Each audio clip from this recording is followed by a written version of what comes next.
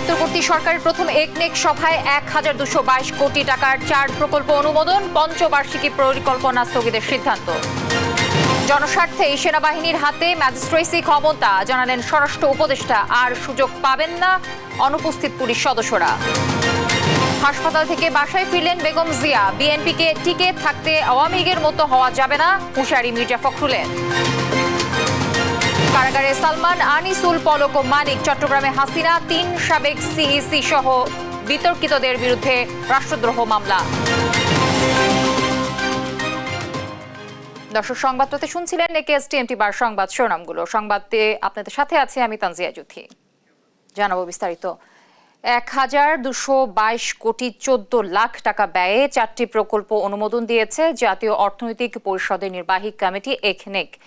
একনেক চেয়ারপারসন প্রধান উপদেষ্টা ডক্টর মোহাম্মদ ইউনূসের সভাপতিত্বে তার কার্যালয়ে বসে অন্তর্বর্তী সরকারের প্রথম একনেক সভা। বৈঠক শেষে এনইসি সম্মেলন কক্ষে এসব তথ্য জানান পরিকল্পনা উপদেষ্টা ডক্টর ওয়াহিদ উদ্দিন মাহমুদ।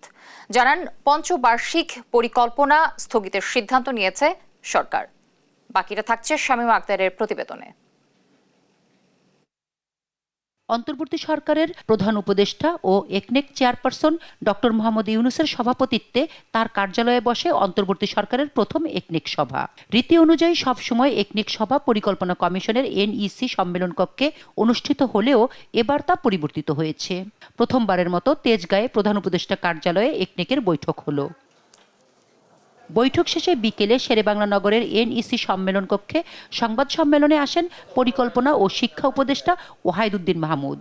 জানান, 4 প্রকল্পের অনুমোদন করেছে অন্তর্বর্তী সরকার। বাস্তবায়নের মোট ব্যয় ও অর্থের উৎস তুলে ধরেন তিনি।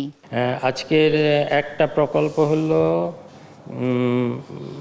বাখরাবাদ মেঘনাঘাট হরিপুর গ্যাস সঞ্চালন পাইপলাইন নির্মাণ শীর্ষক প্রকল্প। এটা হলো একটা সংশোধিত প্রকল্প।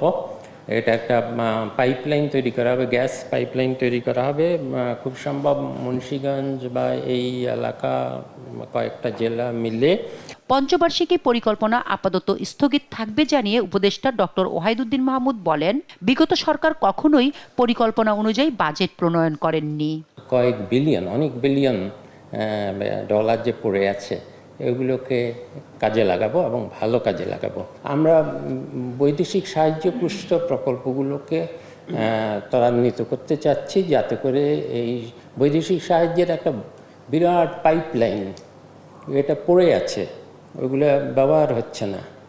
এখন হয়তো কেন ব্যবহার হচ্ছে না, কিছুতে হতে পারে তাদের শর্ত আর আমাদের যেভাবে আমরা যাচাই বাছাই করি তাতে মেলে না। কিন্তু আরও বড় কারণ হলো হয়তো অনেক বৈদেশিক সাহায্যপুষ্ট প্রকল্প এগুলো মনিটরিং জোরদার করা হয়, তারাও মনিটরিং করে। কাজে এখানে খুব বেশি হয়তো অনৈতিক কোনো কাজ করার সুযোগ কম থাকে বলেই বোধহয় ঠিকাদারের পিছনে অত আগ্রহী হয় না বলে পড়ে আছে। নতুন করে রাজনৈতিক সরকার এলে তারা নতুন করে পরিকল্পনা করবেন বলেও জানান পরিকল্পনা ও শিক্ষা উপদেষ্টা। শামীমা আক্তার, দেশ টিভি, ঢাকা। যেসব পুলিশ এখনো কাজে যোগ দেননি তাদের আর সুযোগ দেওয়া হবে না বলে জানিয়েছেন স্বরাষ্ট্র উপদেষ্টা জাহাঙ্গীর আলম চৌধুরী। গাজীপুরে আনসার ভিডিপি একাডেমিতে প্রশিক্ষণ সমাপনী কুচকাওয়াজে অংশ নিয়ে কথা বলেন তিনি। জনস্বার্থে সেনাবাহিনীকে ম্যাজিস্ট্রেসি ক্ষমতা দেয়া হয়েছে বলেও জানান উপদেষ্টা।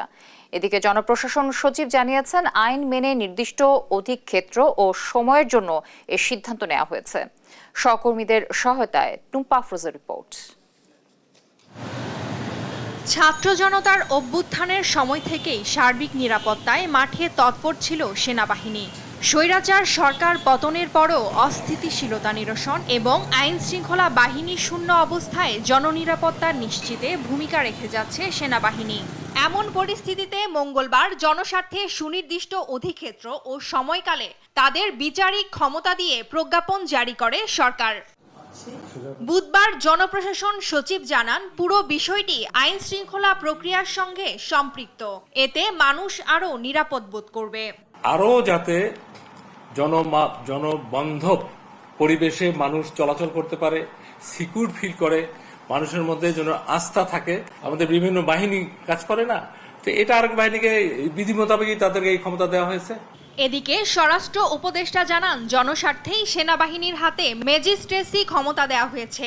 বিভিন্ন বাহিনীর শূন্যতা পূরণেও কাজ করবে তারা। সেনাবাহিনী অনেক দিন যাবতেই কিন্তু মাঠে আছে, মানে তাদের তো একটা ক্ষমতার ভিতরে কাজ করতে হবে, প্লাস আমাদের অন্যান্য বাহিনী তো কিছু স্বল্পতা রয়ে গেছে, এটা পূরণ করার জন্য তো সেনাবাহিনী আমরা আনিছি।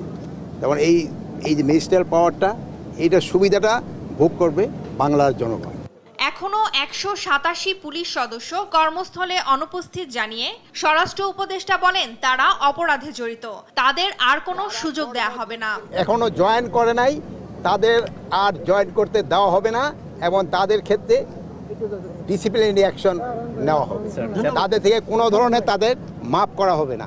তারা হয়তো এর ভিতরে কিছু কিছু আছে যারা বিভিন্ন অপকর্মের সাথে জড়িত, এই জন্যই তারা জয়েন করে নেই। এর আগে গাজীপুরে আনসার ভিডিপি একাডেমিতে আনসার ও গ্রাম প্রতিরক্ষা বাহিনীর 40তম বিসিএস ক্যাডার কর্মকর্তা ও 25তম ব্যাচ রিক্রুট সিপাহীদের প্রশিক্ষণ সমাপনী কুচকাওয়াজে অংশ নেন স্বরাষ্ট্র উপদেষ্টা। দেশে উদ্ভূত পরিস্থিতিতে আনসার সদস্যদের ভূমিকার প্রশংসা করেন তিনি। জীবনের ঝুঁকি নিয়ে দেশের আইন শৃঙ্খলা রক্ষা। নিউজ ডেস্ক, দেশ টিভি। এই মুহূর্তে বিদেশে চিকিৎসা নেয়ার মতো অবস্থানে নেই বিএনপি চেয়ারপারসন বেগম খালেদা জিয়া। শারীরিক অবস্থার উন্নতি হলে বিদেশে নেয়ার বিষয়ে সিদ্ধান্ত হবে বলে জানিয়েছেন বিএনপির স্থায়ী কমিটির সদস্য ও বেগম জিয়ার ব্যক্তিগত চিকিৎসক ডক্টর AZM জাহিদ হোসেন। সন্ধ্যায় বেগম জিয়ার গুলশানের বাসভবন ফিরোজায় সাংবাদিকদের ব্রিফিংকালে এসব কথা বলেন তিনি। হার্ট, লিভার, কিডনি সহ নানা রোগে ভুগছেন বিএনপি চেয়ারপারসন জানিয়ে তিনি বলেন, দীর্ঘ ভ্রমণে তার স্বাস্থ্য ঝুঁকি রয়েছে। এ সময় তিনি আরও বলেন, কারো প্রতি প্রতিহিংসা না দেখাতে আহ্বান জানিয়েছেন বেগম জিয়া।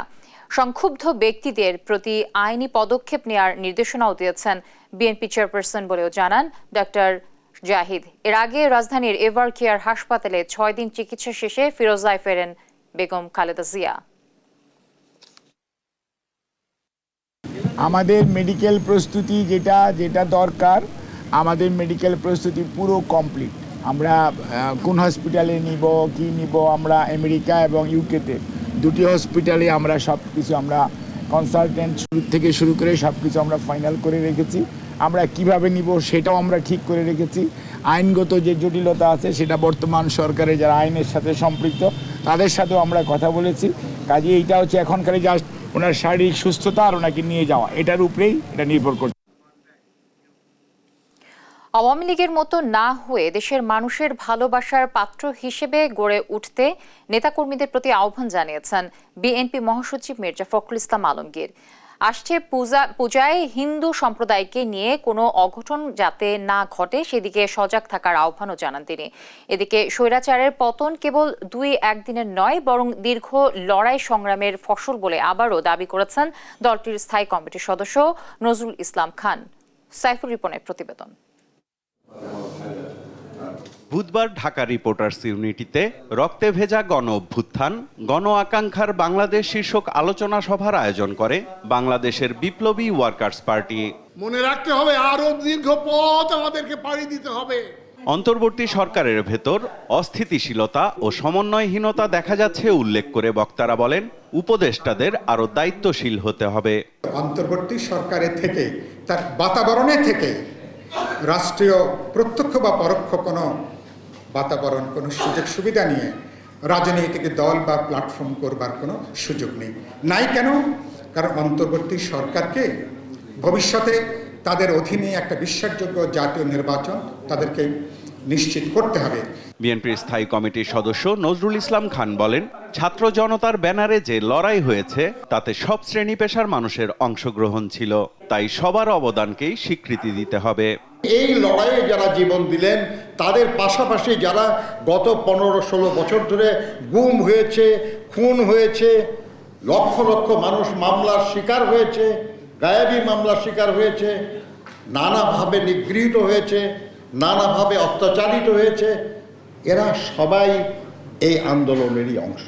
এদিকে সম্প্রীতি ও গণতন্ত্র রক্ষায় পতিত ফ্যাসিস্ট সরকার ও তার দোসরদের বিচারের দাবিতে ঠাকুরগাঁওয়ের হরিপুরে আয়োজিত সমাবেশে অংশ নেন বিএনপি মহাসচিব। দলীয় নেতাকর্মীদের জনগণের প্রিয় হয়ে ওঠার আহ্বান জানিয়ে তিনি বলেন, সংখ্যালঘু সম্প্রদায় দেশের আমানত। আওয়ামী লীগের মতো শুরু করি তাহলে কি আমরা টিকতে পারবো? আপনারা নিজেদেরকে মানুষের কাছে প্রিয় বানান, ভালোবাসার পাত্র করে তৈরি করেন, কারো উপর অন্যায় অত্যাচার নির্যাতন করবেন না। আমানতকে আমাদের রক্ষা করতে হবে। তাদের পূজা আসছে, সেই পূজা যেন শুনতে সেই রক্ষা হয়, কোথাও যেন কোনো অঘটন না ঘটে। অন্যায় অপকর্মের জন্যই আওয়ামী লীগ নেতাদের দেশ ছেড়ে পালাতে হয়েছে বলে দাবি করেন মির্জা ফখরুল। বলেন, দেশের ওপর ভারত কোনো অবিচার করলে তার প্রতিবাদ করবে বিএনপি। আপনাকে ভারতে পালাতে হয়েছে কেন? আপনি এই দেশের মানুষের বিরুদ্ধে, বাংলাদেশের বিরুদ্ধে আপনি কাজ করছেন। আমাদের লোকজনকে গুলি করে মেরে দেয় সীমান্তে। আমরা ভালোভাবে থাকতে চাই তাদের সঙ্গে, অর্থাৎ প্রতিবেশী হিসাবে থাকতে চাই, কিন্তু আমাদের উপরে যদি কোনো অন্যায় অত্যাচার হয় তার প্রতিবাদ আমরা জানাবো। জনগণের পছন্দের প্রতিনিধি নির্বাচনে সুষ্ঠু ভোট আয়োজনে অন্তর্বর্তী সরকারকে প্রয়োজনীয় সময় দিতে হবে বলেও মন্তব্য করেন বিএনপি মহাসচিব। তাদেরকে দিতে হবে। সাইফুল রিপন, দেশ টিভি, ঢাকা। অবৈধ নির্বাচনের আয়োজন করায় সাবেক 3 প্রধান নির্বাচন কমিশনার ও সাবেক প্রধানমন্ত্রী শেখ হাসিনা সহ 18 জনের নাম উল্লেখ করে চট্টগ্রাম মেট্রোপলিটন ম্যাজিস্ট্রেট আদালতে রাষ্ট্রদ্রোহের মামলা হয়েছে। পাশাপাশি 3 বিতর্কিত নির্বাচনের সব সংসদ সদস্য সহ নির্বাচন সংশ্লিষ্ট সবাইকে শনাক্ত করে আসামি করার আবেদনও করা হয়। মামলাটি আমলে নিয়ে পুলিশকে তদন্তপূর্বক রিপোর্ট দেওয়ার নির্দেশ দিয়েছেন আদালত। সহকর্মী AKM নাজিমের তথ্য ও চিত্রে ডেস্ক রিপোর্ট। 2014, 2018 ও 2024 সালে পাতানো জাতীয় সংসদ নির্বাচনের আয়োজন করায় সাবেক 3 প্রধান নির্বাচন কমিশনার কাজী রাকিবউদ্দিন আহমেদ, KM নুরুল হুদা ও কাজী হাবিবুল আউয়াল এবং সাবেক প্রধানমন্ত্রী শেখ হাসিনা সহ 18 জনের বিরুদ্ধে চট্টগ্রামে মামলা হয়েছে। বুধবার দুপুরে চট্টগ্রাম মেট্রোপলিটন ম্যাজিস্ট্রেট 6 কাজী শরীফুল হকের আদালতে মামলাটি দায়ের করেন সাবেক বিএনপি নেতা একরামুল করিম। গত 3টা নির্বাচন 2014, 2018, 2024-এর একটা ফ্রড অ্যাক্টের প্রতারণামূলক নির্বাচন ফেস করেছি। আমি বা আমাদের দেশবাসী নির্বাচনে অংশগ্রহণ করতে পারে নাই। আমি মনে করেছি এটি সংবিধান যারা রক্ষণ করার কথা তারা সংবিধান ভঙ্গ করেছে, ভঙ্গ করে রাষ্ট্রদ্রোহী মামলা অপরাধ করেছে। বাদীর আইনজীবী কফিল উদ্দিন বলেন, গেল 3 নির্বাচনে সাধারণ মানুষ ভোটাধিকার প্রয়োগ করতে পারেনি, এতে জনগণের ভোটাধিকার হরণ করা হয়েছে। সংবিধানের খেলাপ করেছেন কমিশনার সহ প্রশাসনের কর্মকর্তারা। এসব কারণে তাদের বিরুদ্ধে আনা হয়েছে রাষ্ট্রদ্রোহিতা ও প্রতারণার অভিযোগ। সংবিধানে লেখা আছে, যদি কোনো ব্যক্তি তার কোনো কর্মকাণ্ডের দ্বারা রাষ্ট্রীয় প্রতিষ্ঠানের প্রতি জনগণের আস্থা নষ্ট করে তাহলে রাষ্ট্রদ্রোহিতার অপরাধে অপরাধী হবে। তারা 3টা নির্বাচন করেছে বাংলাদেশের জনগণকে বাইরে রেখে, এবং কতগুলো ভুয়ো ব্যক্তিকে MP হিসাবে ডিক্লেয়ার করেছে। আমরা বলেছি এটা রাষ্ট্রদ্রোহিতার অপরাধ ওনারা করেছেন, এবং যারা এসব এই নির্বাচিত বলে দাবি করেছেন তারা করেছেন, এবং তারা আরও একটা কাজ করেছে, নির্বাচিত না হয়েও MP হিসাবে পরিচয় দিয়ে ফলস পার্সোনেশন করেছে। আদালত মামলার আবেদন গ্রহণ করে পুলিশকে তদন্তের নির্দেশ দিয়েছেন। নিউজ ডেস্ক, দেশ টিভি। দেখছেন সংবাদ রাত। জুলাই শহীদ স্মৃতি ফাউন্ডেশন থেকে ছাত্র জনতার গণ অভ্যুত্থানে শহীদদের পরিবার ও আহত ব্যক্তিদের আর্থিক সহায়তা দেওয়া হবে। প্রাথমিকভাবে প্রত্যেক শহীদের পরিবারকে 5 লাখ টাকা এবং আহত প্রত্যেক ব্যক্তিকে সর্বোচ্চ 1 লাখ টাকা করে দেওয়া হবে। বুধবার রাষ্ট্রীয় অতিথি ভবন যমুনায় প্রধান উপদেষ্টা অধ্যাপক মোহাম্মদ ইউনূসের সভাপতিত্বে অনুষ্ঠিত প্রথম সভায় এই সিদ্ধান্ত নেওয়া হয়েছে। আহতদের জন্য যত তাড়াতাড়ি সম্ভব আর্থিক সহায়তা দেওয়া হবে। তবে শহীদদের পরিবারের জন্য চেক হস্তান্তর করা হবে রাজধানীতে একটি অনুষ্ঠানে। বৈঠকে অন্তর্বর্তী সরকারি উপদেষ্টা শারমিন মুর্শিদ, নাহিদ ইসলাম এবং আসিফ মাহমুদ, ফাউন্ডেশনের সাধারণ সম্পাদক মীর মাহবুবুর রহমান স্নিগ্ধ ও ফাউন্ডেশনের কোষাধ্যক্ষ কাজী ওয়াকারুর আহমেদ উপস্থিত ছিলেন। মঙ্গলবার জুলাই শহীদ স্মৃতি ফাউন্ডেশনের প্রধান উপদেষ্টার ত্রাণ তহবিল থেকে 100 কোটি টাকার অনুদান দেয়া হয়।